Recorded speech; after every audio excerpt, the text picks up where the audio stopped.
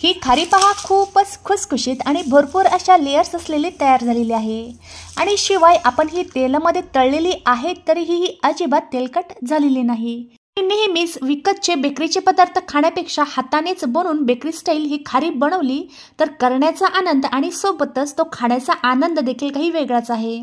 नेहमीच बेकरीची खारी खाण्यापेक्षा तुम्ही 1 कप मैद्यापासून भरपूर पदर सुटलेली ही खुसखुशीत खारी परात भरून बनवू शकता आणि गरमागरम वाफाळत्या चहामध्ये कुरकुरीत खारी बुडवून खाण्याची मजाच काही औरच आहे।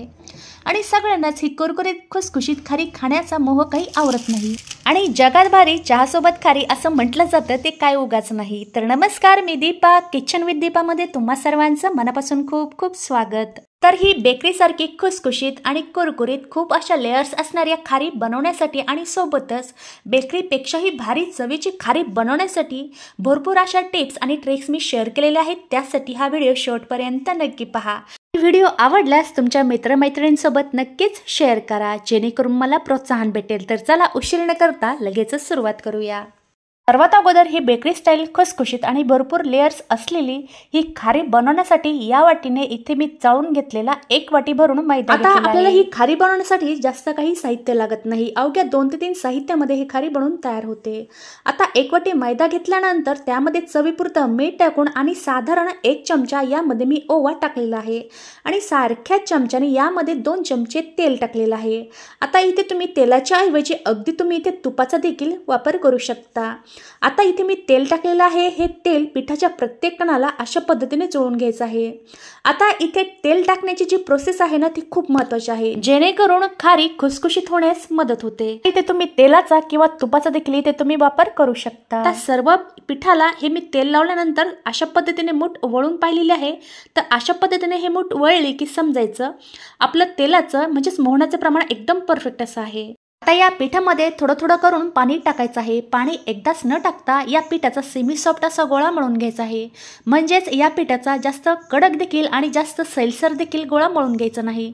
तर तुम्ही पाहू शकता अशा पद्धतीने इथे मी सेमी सॉफ्ट अशा प्रकारचा गोळा मळून घेतलेला आहे। अशाच प्रकारचं आपल्याला हे पीठ मळून घ्यायचं आहे। जर तुम्ही सैलसर हे पीठ मळून घेतलं तर खारी हलक्याशा कडक बनतील। अशा प्रकारचं पीठ मळून घेतल्यानंतर साधारण 10 मिनिटांसाठी आपण हे पीठ झाकून मुरण्यासाठी ठेवून देऊयात। खारी बनवण्यासाठी आपल्याला इथे साठा बनवून घ्यायचा आहे। तर त्यासाठी इथे मी 4 चमचे कॉर्नफ्लॉवर घेतलेला आहे आणि सारख्या चमच्याने 3 चमचे इथे मी मैदा घेतलेला आहे। जर तुमच्याकडे कॉर्नफ्लॉवर नसेल तर इथे तुम्ही फक्त मैद्याचा वापर केला तरीही चालेल। आणि नाश्त्याच्या चमच्याने यामध्ये मी 5 चमचे तेल टाकलेलं आहे। आता तुम्हाला पाहिजे तर तेलाच्या ऐवजी इथे तुम्ही साजूक तुपाचा देखील वापर करू शकता। सर्व मिश्रण एकजीव केल्यानंतर तुम्ही इथे पाहू शकता मस्तपैकी स्लरी म्हणजेच आपला इथे साठा तयार झालेला आहे। आता हा सध्या तुम्हाला पातळ दिसत आहे, पण थोड्या वेळाने हा थोडासा घट्टसर तयार होतो म्हणजेच बनतो। आता आपण हा थोड्या वेळासाठी साईडला ठेवून दिलेला आहे। आता 10 मिनिटे पीठ मळून झालेले आहे, तुम्ही पाहू शकता। आता पीठ थोडंसं लवचिक झालेलं आहे, छानपैकी असं मुरलं गेलेलं आहे। आता याची आपल्याला सहजतेनं लवचिक हे पीठ झाल्यामुळे चपाती लाटता येईल। आता काय केलेलं आहे, तोच मोठ्या आकाराचा गोळा घेतलेला आहे आणि हलक्याशा प्रमाणात थोडासा लाटून घेतलेला आहे आणि लाटून घेतल्यानंतर याची मी 4 भाग करून घेणार आहे, जेणेकरून असं केल्याने त्याचे समान भाग तयार होतील। तर अशा पद्धतीने या पिठाचे समान भाग तयार करून घ्यायचे आहेत। आता तुम्ही याच्यातला एक भाग पाहू शकता। आता इथेच आपल्याला या पिठाचे खूप सारे असे लेयर्स दिसत आहे। आता काय करायचं आहे, आपण जे 4 भाग केलेले आहेत त्याचे समान आकाराचे गोळे तयार करून घ्यायचे आहेत आणि गोळे तयार करून घेतल्यानंतर ते आपल्याला झाकून ठेवायचे आहेत, जेणेकरून हे सुकणार नाही आणि सहजतेने लाटले जातील। त्याच्यातलाच एक गोळा घेऊन मी ओट्यावरच हा लाटून घेणार आहे, कारण की इथे आपल्याला मोठ्या आकाराची पातळ अशी चपाती लाटून घ्यायची आहे। तर त्यासाठी इथे मी पोळपाटाचा वापर केलेला नाही। आता काय करायचं आहे, या गोळ्याची आपल्याला एकदम पातळ आणि मोठ्या आकारात पोळी लाटून घ्यायची। जर प्लॅटफॉर्मला हे पीठ चिटकत असेल तर थोड्याशा प्रमाणात मैदा बुडवून अशा पद्धतीने पातळ आकाराची चपाती लाटून घ्यायची। तर तुम्ही पाहू शकता अशा पद्धतीने मोठ्या आणि पातळ आकाराची इथे मी चपाती लाटून घेतलेली आहे। आता या चपातीची जाडी तुम्ही पाहू शकता, अतिशय पातळ, म्हणजे माझा हात देखील या चपातीतून म्हणजे पारदर्शक दिसत आहे। अशा पद्धतीने ही चपाती मी लाटून घेतलेली आहे आणि आपण जे 4 गोळे बनवलेले आहेत त्याच्यापैकी मी 1 चपाती लाटून घेतलेली आहे आणि सारख्याच पद्धतीने 3 जे गोळे आहेत त्याची देखील सारख्याच आकाराची पातळ अशी चपाती लाटून घ्यायची आहे। जी पहिली चपाती लाटलेली होती ती मी एका ताटामध्ये ठेवून दिलेली आहे, जेणेकरून ही सुकणार नाही आणि ती झाकून ठेवायची आहे. आता सारख्याच पद्धतीने राहिलेल्या पिठाच्या देखील सारख्याच आकाराच्या पातळ मी चपात्या लाटून घेतलेल्या आहे, तुम्ही पाहू शकता. आणि लाटून घेतल्यानंतर ज्या ताटामध्ये मी पहिली चपाती ठेवलेली होती त्या चपातीवर हलक्याशा प्रमाणात पीठ शिंपडून ही दुसरी चपाती देखील त्यावरती ठेवून द्यायची आहे, जेणेकरून ते एकमेकाला चिकटणार नाहीत आणि सुकणार देखील नाही. जे राहिलेले गोळे आहेत त्यांचे देखील सारख्याच आकाराच्या आणि पातळ चपात्या मी लाटून घेणार आहे. आता सर्व चपात्या लाटून झाल्यानंतर एक चपातीवर काय करायचं आहे, अशा पद्धतीने जो आपण साठा तयार करून घेतला होता तो यावरती टाकून द्यायचा आहे. आणि तुम्ही पाहू शकता साठा हलकासा घट्टसर झालेला आहे आणि साठा जास्त देखील यावरती टाकायचा नाही. जर साठ्याचं तुम्ही प्रमाण जर यावरती जास्त टाकलं तर काय होईल, तेलकट बनतील किंवा तेलामध्ये टाकल्यावर त्या सुटतील, म्हणजेच त्या विरघळतील. त्यासाठी काय करायचं आहे, साठ्याचं प्रमाण देखील या चपातीला थोडंसं कमीच लावायचं आहे. आटा अशा पद्धतीने या चपातीला लावून घेतल्यानंतर वरून थोडंसं पीठ म्हणजेच मैदा भुरभुरून घ्यायचा आहे. मैदा टाकल्यावर दुसरी जी चपाती आहे त्या पहिल्या चपातीवरती अशी ठेवून द्यायची आणि हाताने थोडंसं प्रेस करायचं, म्हणजे ती चिकटली जाईल. म्हणजे जास्त जोरात देखील हे प्रेस करायचं नाही. आणि नंतर काय करायचं आहे, पुन्हा या चपातीवरती साठा लावून घ्यायचा आणि साठा लावून घेतल्यानंतर काय करायचं, हातानेच अशा पद्धतीने तो पसरून घ्यायचा. आणि साठा लावून झाल्यानंतर सारख्याच पद्धतीने वरून मैदा भुरभुरून घ्यायचा आणि मैदा देखील सारख्याच बाजूने म्हणजे सर्व बाजूने लागला गेला पाहिजे अशा पद्धतीने पसरून घ्यायचा. आणि पहा अशा पद्धतीने ही चपाती फोल्ड करून घ्यायची. आता तुम्ही अशा पद्धतीने खूप साऱ्या खारी एकदाच बनवून घेऊ शकता, पण हे काम थोडंसं निवांतपणाचं आहे. तुम्ही टीव्ही पाहताना किंवा तुम्ही निवांत वेळ देखील खाली बसून देखील हे काम करू शकता.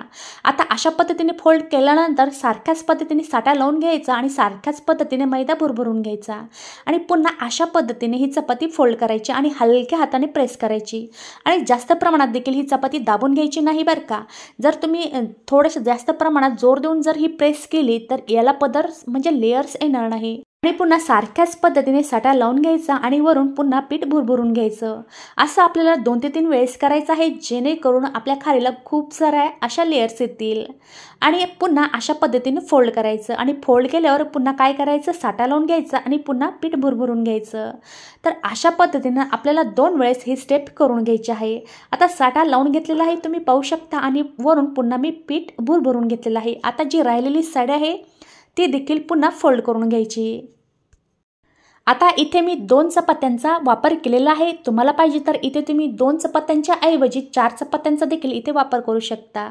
आता अशा पद्धतीने फोल्ड केल्यावर ही चपाती जी आहे म्हणजे आपण जी घडी बनवलेली आहे चपातीची, तो तुम्ही साधारण 10 मिनिटासाठी फ्रीजमध्ये ठेवू शकता. करून असं केल्यानं काय होतं, फ्रीजमध्ये ठेवल्यानं या खारीला भरपूर असे लेयर्स येतात. पण मी फ्रीजमध्ये न ठेवता तुम्हाला या खारीला भरपूर अशा लेयर्स कशा आणायच्या हे सांगणार आहे आणि करण्याची पद्धत देखील खूपच सोपी आहे. आता सर्व फोल्ड केलेली जी घडी होती ती पुन्हा अशा पद्धतीने लाटून घ्यायची. आता तुम्हाला पाहिजे तर तुम्ही स्क्वेअर किंवा गोलाकार देखील ही चपाती लाटून घेऊ शकता. आता इथे मी अशा पद्धतीने ही चपाती लाटून घेतल्यानंतर काय करायचं, पुन्हा याला साठा लावून घ्यायचा आणि पुन्हा मैदा भुरभुरून घ्यायचा आणि सर्व बाजूनी हा मैदा लावून घेतल्यानंतर साठा लावून घेतल्यानंतर पुन्हा अशा पद्धतीनं याची घडी मारून घ्यायची आहे. आणि पुन्हा काय करायचं आहे, पुन्हा साठा लावून घ्यायचा आणि पुन्हा मैदा भुरभुरून घ्यायचा. असं आपल्याला 2 वेळेस करून घ्यायचं आहे आणि पुन्हा याला फोल्ड करून घ्यायचं आहे. आपण जेवढ्या वेळेस फोल्ड केलं आहे त्यामुळे काय होईल, आपल्या खारीला खूप सारे अशा लेयर्स येतील. आणि अगोदरच आपण चपाती पातळ अशा आकारात लाटून घेतलेली आहे, जेणेकरून खारी खूपच पातळ अशी तयार होईल. आता अशा पद्धतीने फोल्ड केल्यावर काय करायचं आहे, थोड्याशा प्रमाणात पीठ भुरभुरून घ्यायचं आणि हलक्या हाताने आपल्याला ही चपाती पुन्हा लाटून घ्यायची. तुम्हाला पाहिजे तर स्क्वेअर किंवा रेक्टँगल आकारात देखील तुम्ही ही चपाती लाटून घेऊ शकता. आणि काय करायचं आहे, जास्त जोर देखील ही चपाती लाटताना द्यायचा नाही. तुम्ही हलक्या हाताने ही चपाती लाटताल ना तेवढेच खूप सारे लेयर्स या खारीला येतील. तर अशा पद्धतीने ही चपाती लाटून घ्यायची आणि लाटून घेतल्यानंतर काय करायचं आहे, चपातीच्या ज्या साईडच्या कडा आहेत त्या थोड्याशा ओबडधोबड झालेल्या आहेत आणि त्या चाकूने कट करून घ्यायच्या, जेणेकरून खारीच्या साईडने देखील लेयर्स दिसायला मदत होईल. आता मी काय करत आहे, कडा याच्या कापून घेणार आहे आणि तुम्हाला ज्या आकारात खारी बनवायच्या आहेत त्या आकारात खारी कट करून घ्यायच्या आहेत. अशा पद्धतीने तुम्ही खारी बनवल्या तर खूप साऱ्या अशा लेयर्स असणाऱ्या खुसखुशीत आपल्या खारी तयार होतात। तर पहा, अशा पद्धतीने मी या आकारात या खारी कट केलेल्या आहेत। आता उभ्या आकारात कट केल्यानंतर आडव्या आकारात देखील ही कट करून घ्यायची। तर अशाच आकारची मी खारी तयार करून घेणार आहे आणि तयार करून घेतल्यानंतर तुम्ही याची जाडी तुम्ही जुळवून पाहू शकता। आणि काय करायचं आहे, तुम्ही जर जास्त प्रमाणात जर जाड आकाराची चपाती ठेवली तर तुमच्या खारी कुरकुरीत बनणार नाही, त्या थोड्याशा कडक बनतील। कट केल्यानंतर तुम्ही जुळवून पहा, याला खूप सारे अशा लेयर्स आलेले आहेत। तर अशाच प्रकारचं आपल्याला हे पीठ तयार करून घ्यायचं आहे आणि लाटून घ्यायचं आहे। आता लाटून झाल्यानंतर सारख्याच पद्धतीने साठा लावून घ्यायचा, वरून पीठ भुरभुरायचं आणि पुन्हा फोल्ड करून घ्यायचं। असं तुम्हाला 2 ते 3 वेळेस करून घ्यायचं आहे, तेव्हाच आपल्या खारीला खूप साऱ्या अशा मस्त लेयर्स येतील। सारख्याच आकारात ही चपाती लाटून झाल्यानंतर सारख्याच आकाराच्या खारी तयार करून म्हणजेच कट करून घ्यायच्या आहेत। आता तुम्ही पाहू शकता, कट करून झाल्यानंतर आता यांना आपण लगेचच तळून घेऊयात। आता तळण्यासाठी गॅसवर कढईमध्ये मी अगोदरच तेल मध्यम असं गरम करून घेतलेलं होतं आणि लगेचच खारी म्हणजेच हे पीस मी तेलामध्ये टाकलेले आहेत। आणि जेव्हा खारी तळायच्या आहेत तेव्हा अगोदरच तेल कडकडीत असं गरम करून घ्यायचं नाही। हलकंसं गरम झालं की लगेचच हे तेलामध्ये तळायला टाकायचं आणि गॅसची फ्लेम एकदम कमी ठेवायची आहे। मंद आचेवरच हे सर्व आपल्याला तळून घ्यायचं आहे। तुम्ही पाहू शकता, तेलामध्ये टाकताच हे वरती तरंगून आलेलं आहे, म्हणजेच याच्या लेयर सुटलेला आहे। तर अशा पद्धतीने या खारी मंद आचेवर एकसारख्या रंगावर तळून घ्यायच्या आहेत आणि तळताना गॅसची फ्लेम जास्त ठेवायची नाही, मध्यम आचेवर किंवा कमी आचेवरच या खारी एकसारख्या रंगावर तळून घ्यायच्या आणि यांना सतत हलवायचं नाही। हलक्याशा कडक लागल्या आणि हलकासा यांचा रंग बदलला की खालीवरती करत मस्तपैकी सोनेरी रंगावर या तळून घ्यायच्या। तर तुम्ही पाहू शकता, या खारींना खूप सारे अशा लेयर्स आलेले आहेत आणि हलकासा सोनेरी रंग देखील आलेला आहे। यांना लगेचच आपण तेलाच्या बाहेर काढून घेऊयात। तेलाच्या बाहेर काढताना यांचं तेल चांगलं निथळून घ्यायचं आणि एखाद्या टिश्यू पेपरवर या ठेवून द्यायच्या। तर तुम्ही पाहू शकता, इथे मस्तपैकी आपल्या खारी तयार झालेल्या आहेत।